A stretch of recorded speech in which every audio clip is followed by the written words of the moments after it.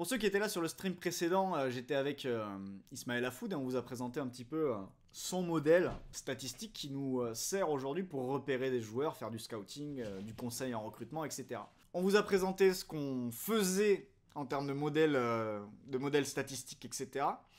Et là, ce que je vais vous montrer, c'est comment, avec Wyscout, on peut s'amuser à repérer des joueurs avec des recherches très très simples. Moi, par exemple, ce qui m'arrive, je vais prendre Wyscout là, je vais l'ouvrir. En fait, des fois sur Wyscout, je m'amuse et je fais des recherches où je pars vraiment au hasard. Et je vais vous montrer ce que ça donne quand on fait une recherche au hasard. Donc, par exemple, là, ça c'est l'onglet de recherche de Wyscout. Il y a tous les joueurs de la base de données. Il y en a, pour vous donner le chiffre, parce que vous le voyez pas en bas à droite, il y a 628 389 joueurs dans la base de données là. Évidemment, il y a des joueurs qui sont en fin de carrière, etc. Je vais dire, bon, je cherche un avant-centre. Je cherche un avant-centre. Donc là, sur la zone, je prends un avant-centre.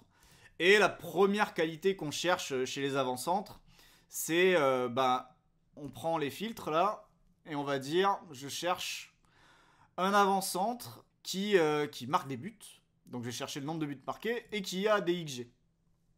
Et je vais chercher un avant-centre qui surperforme ses expected goals. Voilà.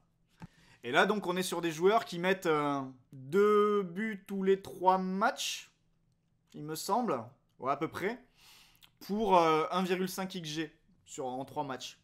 Donc là, vous avez des joueurs qui commencent à être un peu plus connus, un peu plus cotés. Vous avez Pépi, par exemple, du PSV. Et vous allez tomber sur ce joueur-là. D2 danoise, gaucher. Il a surperformé ses XG, vous voyez, il a 14 buts marqués pour 12,70 XG. Vous vous dites, allez tiens, je vais aller creuser parce que là, devant, lui, c'est déjà trop cher. Tout cela, en fait, ils sont déjà 1 million d'euros et au-dessus. C'est déjà un petit peu cher. Donc on va aller voir Kierumgaard, qui est évalué à 500 000 balles. On va aller creuser, on va aller voir. Hop. Donc la vidéo de Kierumgaard. Alors là, c'est évidemment, c'est un best-of que j'ai fait. Mais il m'a pas fallu beaucoup de matchs pour trouver de quoi composer ce best-of. Donc c'est ça qui est intéressant avec lui.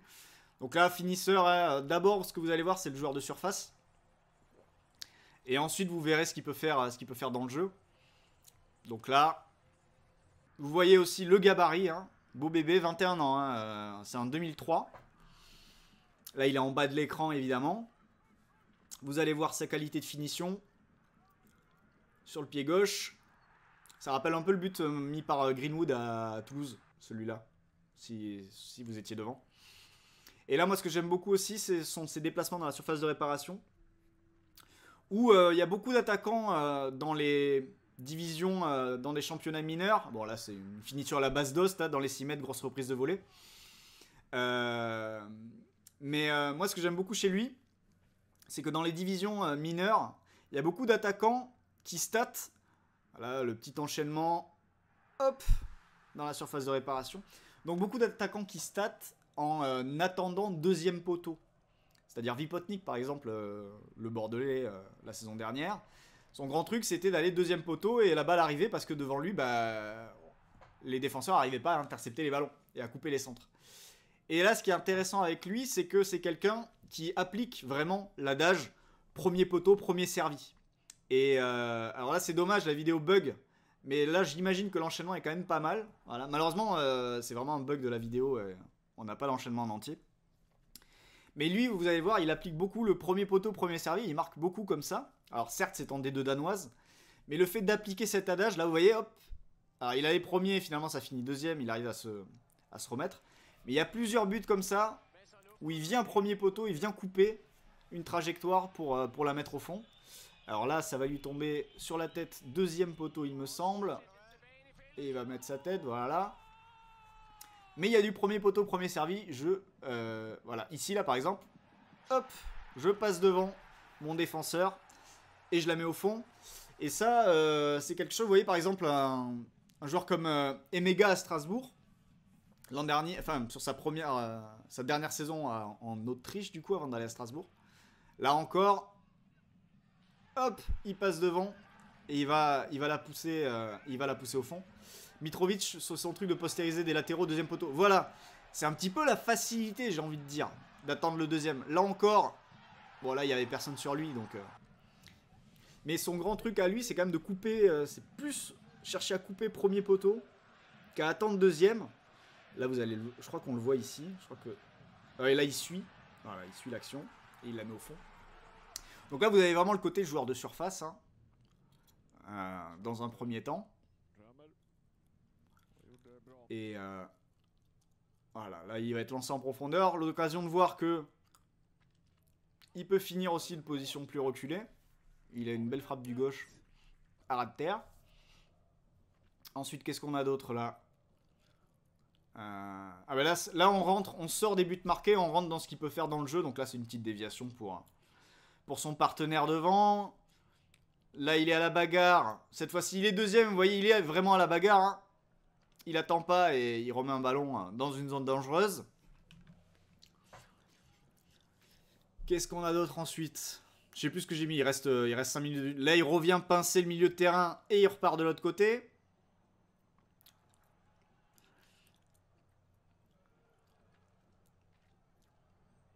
Là, voilà, on a vu ses tirs du gauche. Mais il est aussi capable de déclencher assez rapidement du pied droit. C'est moins précis, c'est moins puissant. Là, il se l'amène, il n'arrive pas à finir. C'est l'occasion de voir que c'est aussi quelqu'un qui peut prendre la profondeur sur de courtes distances. Là, vous voyez, il prend la balle, il s'installe premier poteau quoi, pour la mettre au fond. C'est le but qu'on avait vu tout à l'heure. Et surtout, cette finition premier poteau, c'est quand même pas toujours la plus facile à mettre sur le plan technique. Alors là, voilà, c'est un peu le problème chez lui, c'est ses conduites de balle là, avec ses appuis assez larges. Mais bon, il arrive quand même à transformer ça en situation. Mais là, voilà, sur ce genre de conduite de balle, c'est là qu'on sort un petit peu de sa zone de confort, je pense. Et on n'a pas trop eu l'occasion de le voir sur des... Là encore, la première touche, elle est un petit peu longue. Mais il se remet dans le sens du jeu et petite vista là pour donner ce petit ballon dans la surface. Ça fait pas but. Dommage pour lui. Qu'est-ce qu'on a d'autre ensuite? Voilà, là encore, capacité à mettre son corps en opposition. Voilà, il met un peu de temps, vous voyez, à se retourner et à se mettre en position d'enchaîner. Donc là, la petite marge de progression sans doute dans ce domaine-là. Voilà, capacité à vite déclencher. Pied droit, c'est écrasé un peu. Là aussi, le pied faible, il y a sans doute une marge de progression. Qu'est-ce qu'on a ensuite ici? Voilà, c'est de la remise, hein. C'est un mec qui peut servir à s'associer avec ses partenaires. Là, il a essayé de se mettre en position de tir. Finalement, ça profite à son coéquipier. Qu'est-ce qu'on a d'autre après ici? Voilà, il cherche la remise. C'est pas parfait. Mais c'était le jeu.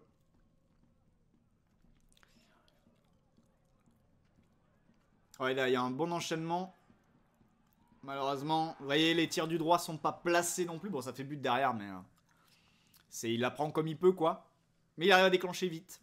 Là, il revient gagner un ballon. Il le conserve. Il le donne avec un peu de réussite. Mais il a aussi cette capacité-là. Dans le jeu. Voilà, protection de balle. Il se met en position de frappe. Vous en pensez quoi jusque-là? En bien ou en mal?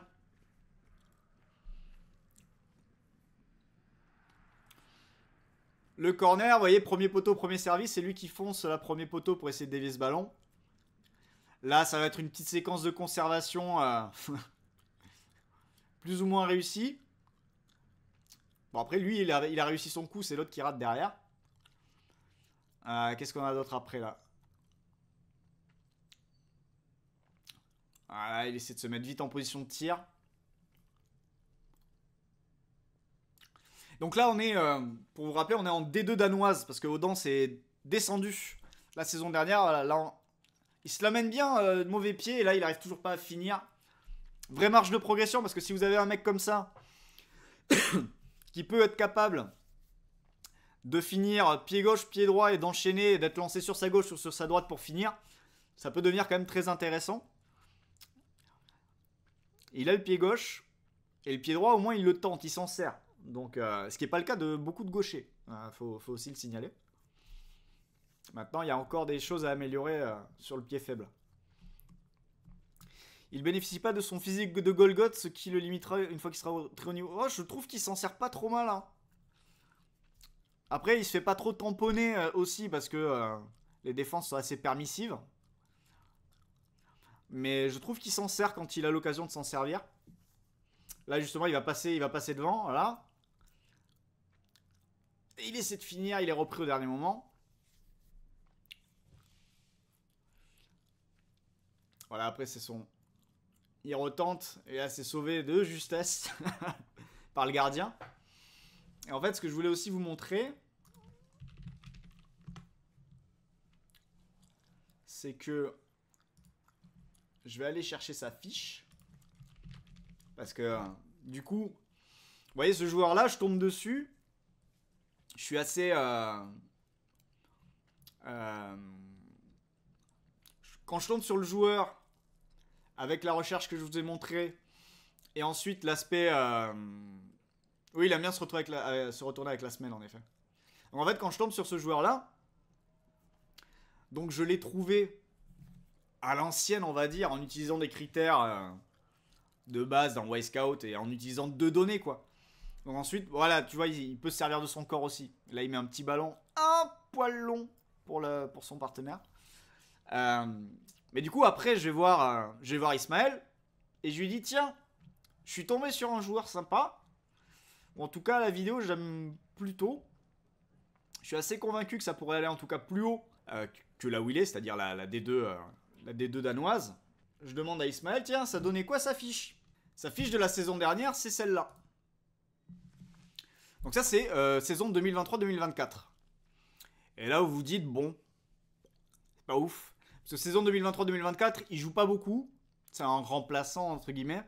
Il rentre en jeu surtout sur la fin de saison. Il met 4 buts, notamment dans les playoffs pour éviter la relégation, les playoffs de maintien. Et vous voyez que le niveau estimé, c'est pas fou. Ça estime un niveau League 2, donc on est en dessous du national. Donc on se dit, bon, pas fou sur l'année dernière. Et par contre, je dis, mais du coup, cette année, ça donne quoi? Maintenant qu'il enchaîne, etc. Parce que le seul point positif qu'on peut tirer de la saison dernière, c'est quand vous voyez son radar, c'est que vous avez un spécialiste. C'est-à-dire vous avez quelqu'un qui est fort dans les airs, qui se crée des occasions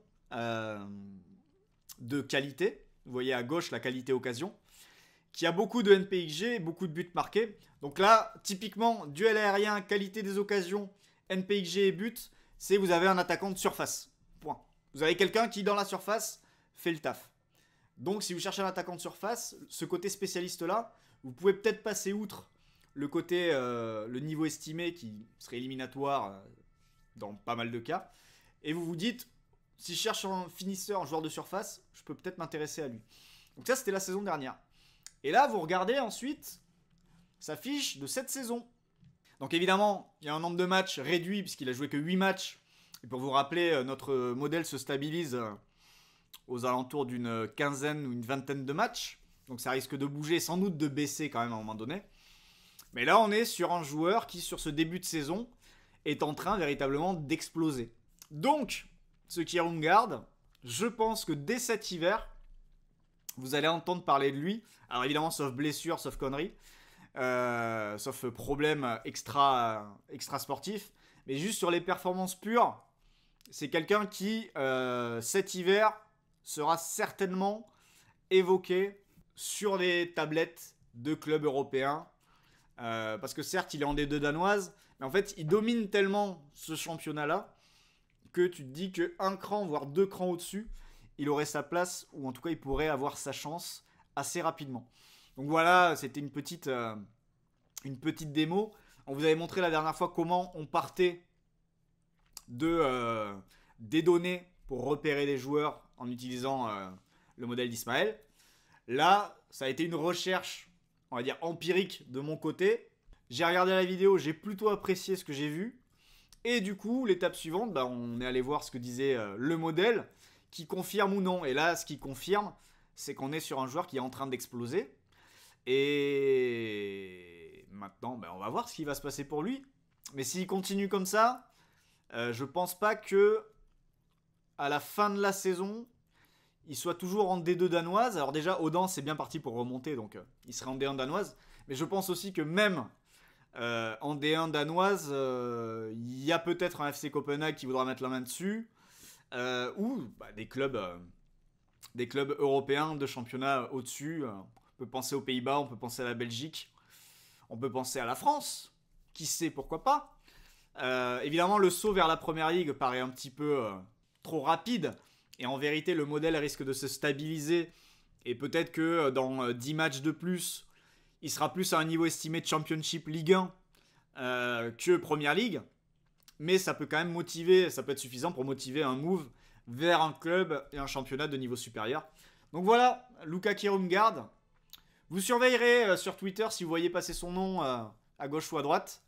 Parce qu'à mon avis, vu ce début de saison, s'il continue comme ça, il fera pas long feu en D2 danoise. Voilà.